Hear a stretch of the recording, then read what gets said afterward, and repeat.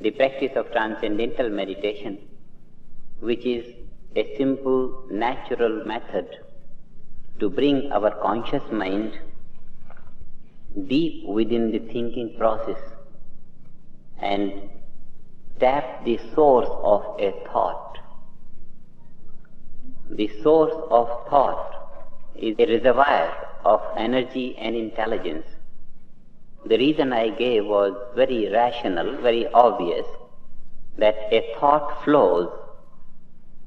Due to energy it flows, and a thought always flows in a specific direction. It is the intelligence that gives direction to a thought.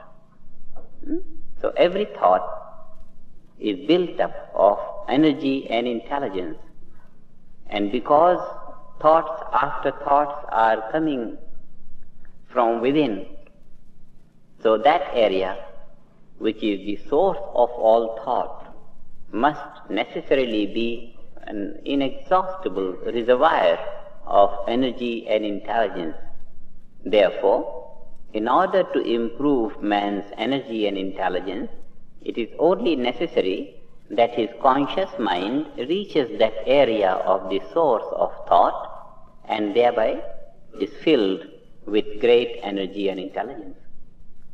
This is how we can improve the ability and efficiency of any man in a very natural way, and thereby give him a chance to be more efficient in life, to be more productive, more creative in life, and yet do not accumulate stress and strain. It is vital that we do something so that the people of our age do not gather stress and strain. Otherwise, if a man feels more responsible in society, wants to produce more, the result is that he undertakes to do more and more, and with the result that he gathers stress and strain and eventually dies of heart failure. I don't know how far it is true. Some people have told me that there are companies in the States that the sales manager doesn't live more than 2-3 years. He gets lots of hundreds of thousands every month, but his life is just 2-3 years. Can't sustain that constant pressure.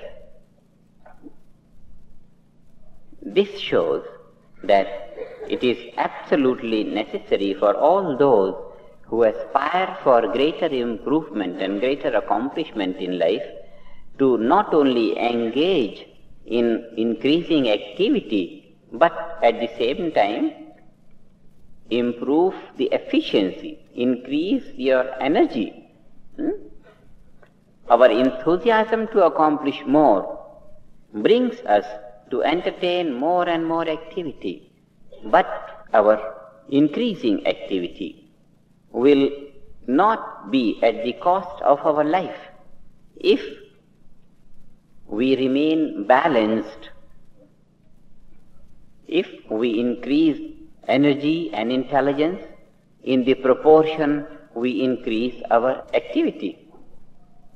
Transcendental meditation not only improves the capacity of man on the mental level, on the psychological level, but also improves the ability of nervous system, because it is the state of nervous system which has a corresponding state of consciousness. The mind thinks as nervous system behaves. If the nervous system is functioning normally, then the thinking is very clear, aspirations are good, and all thoughts are powerful and right and productive. But if the nervous system is strained, then it is not functioning normally, it just can't. And when it doesn't function normally, then the aspirations are distorted thoughts are very unclear, productivity is low, and in such a state, tensions naturally will be increasing all the time. Therefore, what we concluded was that transcendental meditation is one simple natural technique whereby the nervous system could be strengthened to function normal, and this normal functioning of nervous system will produce a normal state of consciousness. If the body is functioning normally, normal function means all the physical structure is pure. At the same time, this structure is evenly functioning on both levels, on the material level and on the structural level. The ability of nervous system will be normal, and such a normal state of nervous system will produce normal state of consciousness. A normal state of consciousness will be full potentiality of the mind for every thought. Psychology shows we are using only a small portion of the mind. Full expansion of the mental capacity in order that the thought is as powerful as it can possibly be. This can happen only to a normally functioning nervous system. Transcendental meditation is that technique. All that I have been speaking and I will speak is the result of personal experience of thousands of people in all countries, and people belonging to all classes and all nationalities, all ways of living, all faiths, all religions. This is something which is within the range of the personality of man, outer personality, inner personality, mind, and consciousness. So today we will be dealing with the states of consciousness, and then we will see how much we are living in our daily life, how much we are living, and how much great possibility is there for us to live as human beings. Commonly we live waking state of consciousness, dreaming state of consciousness, sleep states of consciousness. These are three relative states of consciousness. Those who meditate, they retire from the outside, they take our awareness from the outside and gradually go deep into the thinking process and eventually go beyond the thought, transcend thought, and then the thinking mind, the conscious mind becomes consciousness. When it goes beyond thought, then it transcends thought and becomes consciousness. This consciousness is pure consciousness. The nature of this pure consciousness is bliss.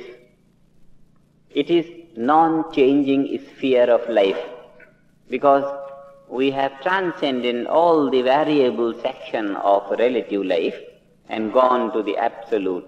This is called being, inner being, absolute bliss consciousness.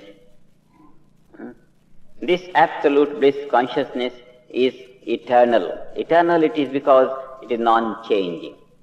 Everything in the relative field is changing, changing, changing. When I talk of the relative field, I mean all the gross and subtle aspects of creation. Finest level of creation and then the grosser and the grossest level of creation. The entire cosmos.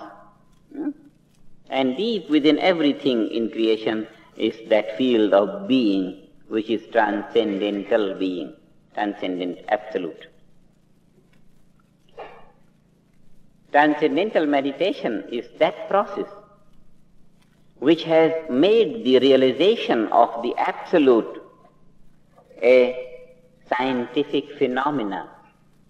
Scientific phenomena means it can be explored in a very systematic manner, and It is open to experience by everyone.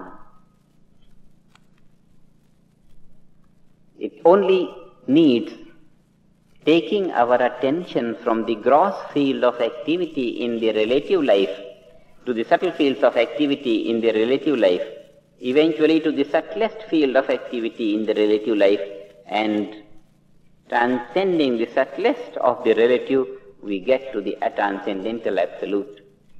In this way, bringing our attention in a systematic manner from gross to the subtle, we come to directly experience the absolute. And this systematic procedure of taking our attention from the outside to the inside has provided a systematic, scientific process of exploration into the nature of the absolute. And the nature has been found to be pure consciousness or bliss consciousness. Absolute, the word absolute so far was shrouded in the garb of mysticism. Even these days I hear some word transcendentalism. There is nothing. It is the transcendental field of life that is free from isms.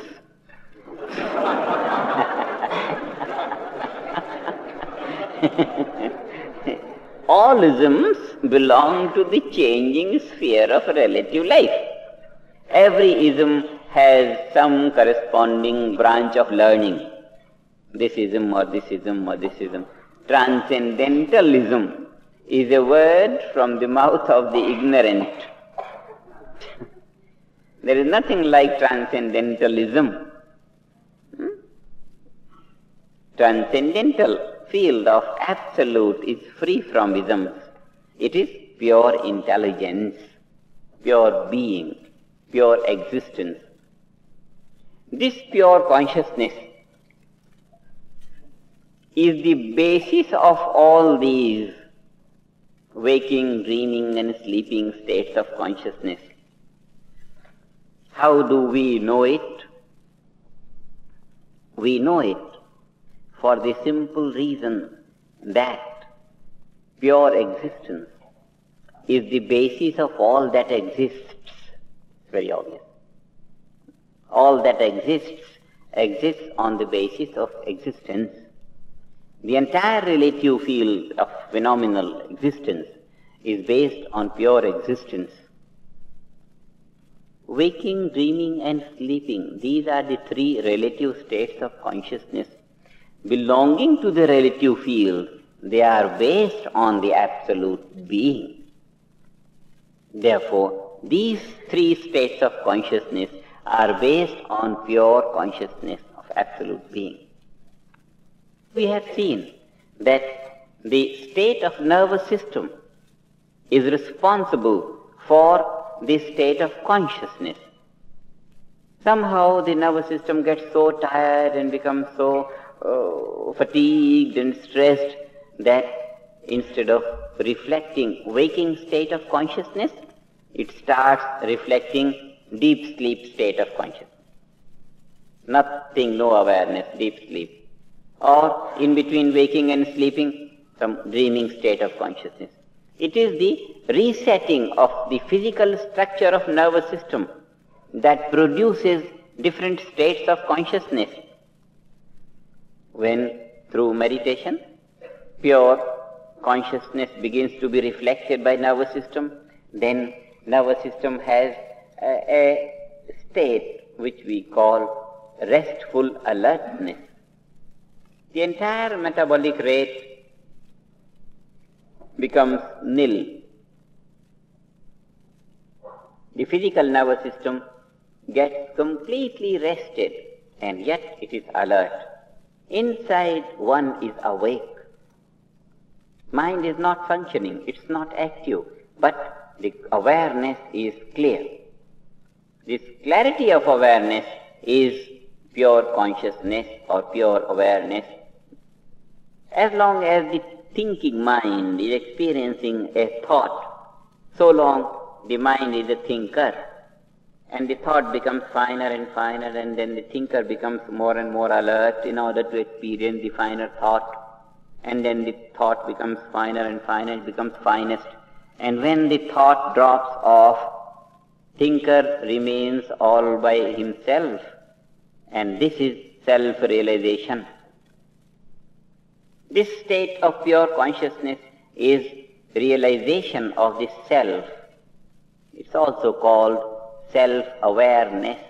Here, the self is not aware of anything else. It was aware of the thought, and now the thought has dropped off. The self remains all by itself. It is aware of itself. This is self-awareness or self-consciousness. This is self-realization. What I have to do to realize myself? I have only to stop realizing things from within and see that I don't go to sleep.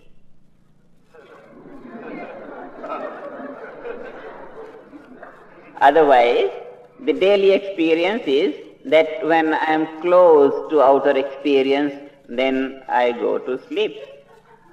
This is the daily experience. If I go out of all this experience and don't fall into the inertia of sleep, then I'll be awake in myself.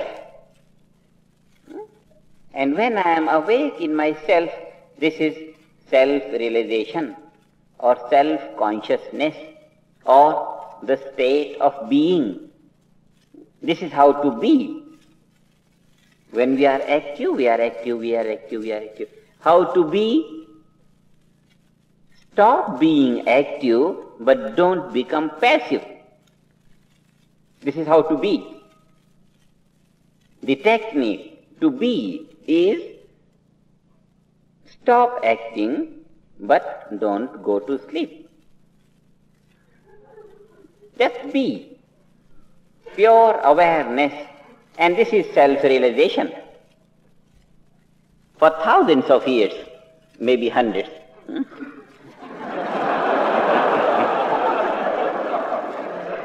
self-realization has been declared to be a difficult thing. It's surprising to a rational mind. How can I be difficult to myself? A rational mind finds it difficult to believe that self-realization can be difficult.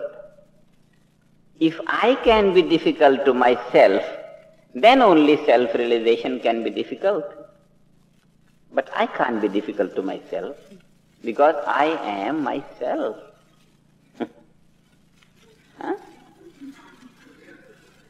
The whole story of self-realization has been built up without foundation. Self-realization is the simplest thing that one could accomplish in life. I am not responsible for the fury of those writers who have been writing that it is difficult, and if I say it is easy, they must be furious on me. But I don't mind. Self-realization. Now, think for a moment. I see a flower, and I am this here, the object of sight is here. These are the 2 points of reference. But this point of reference is only with reference to this point of reference. The experiencer has to be established first before the object of experience could be established. I have to know myself first before I can know a flower. If I say I see the flower, then the question comes, who sees the flower? Who is the seer? Who is the I? I don't know. Finished. The whole activity of seeing and the phenomena of perception is completely invalid and baseless without the knowledge of the self. So the self has to be realized first, and then only anything else can possibly be realized. A student of physics, he says, I'm studying physics. Fine. Who is studying physics? The answer is nil. The whole field of knowledge is baseless. The basis of all the field of knowledge is language, the means of communication, language. The basis of language is the knowledge of the alphabet. Now, alphabet, A, B, C, D, fine. What is the basis of the alphabet? The answer is nil. This shows it clearly that the present system of education, not indicating the source of alphabet and not providing the knowledge of the source of alphabet, is completely baseless. Because we pick up the alphabet when it comes on the vocal level. A, B, C, D, and all the combinations of it, the words and the language and the whole thing builds up to develop all branches of learning. But the alphabet is picked up only on the vocal level. From where the thought starts, the source of thought is the source of alphabet, and unless the knowledge of the source of thought is provided, the whole field of education is baseless. And this is the reason why baseless education fails to provide fulfillment to life.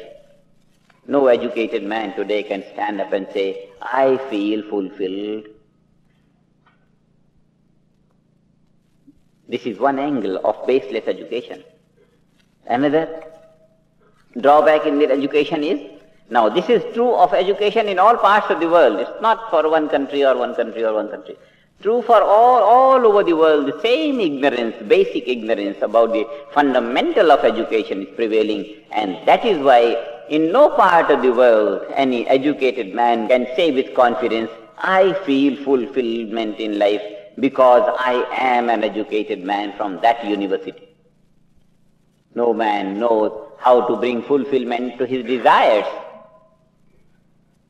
not even desires of any type, but even in the field of learning. The situation is that more he knows, that a greater field of the unknown lies ahead. This shows only the ignorance of the subject increases more than the knowledge. It's terrible to say like that, but that is the situation. Present education has only the ability of increasing the thirst for knowledge, but has not the ability to satisfy the thirst. Such a paralyzed system of education can only produce stress and strain, and can only be inefficient to make a man stand on his feet, fulfilled in life. Now, I am making another point about the baselessness of education, that the knowledge of the self is not provided. And without the knowledge of the self, the whole knowledge of any branch of learning is just hanging in the air. The student of physics, I am a student of physics, I am a student of chemistry. Fine. Who is the student of physics? This body? This mind? What? Who is the knower of knowledge? Without the nature of the self, the whole field of knowledge is completely baseless, bogus.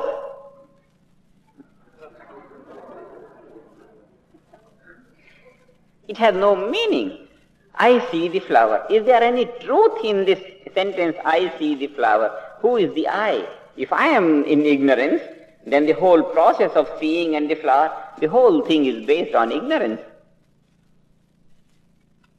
It is on the intellectual level that we decide the principles, not on what we see.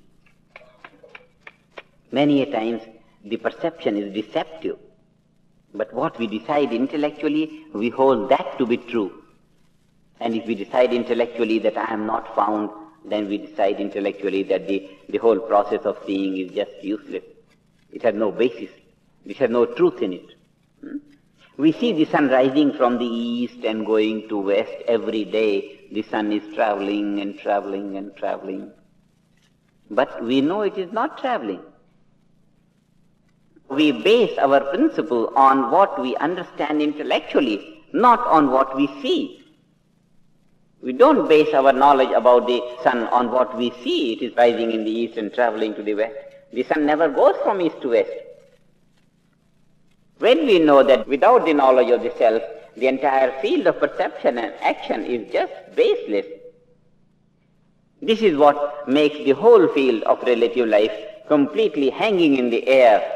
And a life hanging in the air without a basis must necessarily be in a state of non-fulfillment, must necessarily be in a state of suffering, chaos, confusion, no settlement anywhere.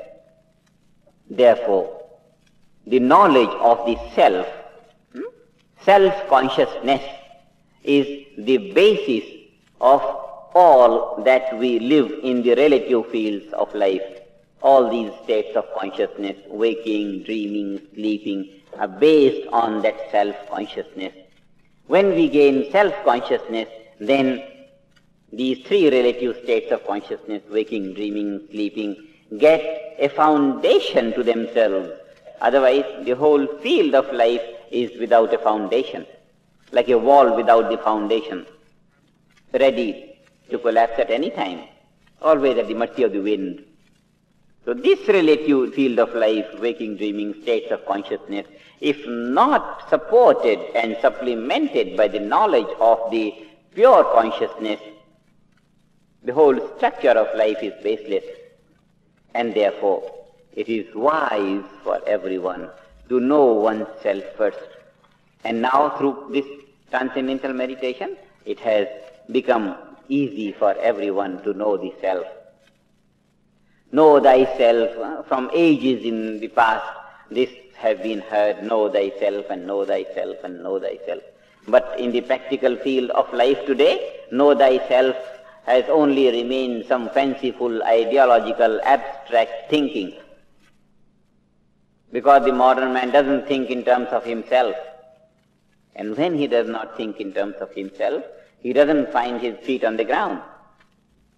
Always in the air, always in the air. Too much of air. Huh? I am experiencing that ever since I am here. Always I am in the air. I mean, so much of radio and television. But it is necessary to have our feet on the ground. Have our feet on the ground means we must be established in ourselves, and having been established in ourselves, everything is fine. Because everything else is in terms of ourselves. Otherwise, we become in terms of everything else. And when I am in terms of everything else, then I am just like a leaf going around in the wind, any direction, here and there and there and there. One has to establish oneself, and if one has to establish oneself, better find that being, find that self, and then by the time we find oneself, what we find is our existence is enormous, unbounded, eternal, bliss, infinite happiness, infinite energy, infinite intelligence. Look at the great possibility. We have that great reservoir of intelligence, energy, happiness, eternity of life, absolute stability of being. And then we are not living that great inner treasury in our day-to-day life. What a loss to life and living. There is no greater damage and there is no greater loss to life than not finding that infinite reservoir within and not bringing it out to be lived in all sphere of activity. We can only repent for all the past hundreds of years where everything has been said to be difficult and difficult and difficult. All that has been wrong and completely obsolete for the present times.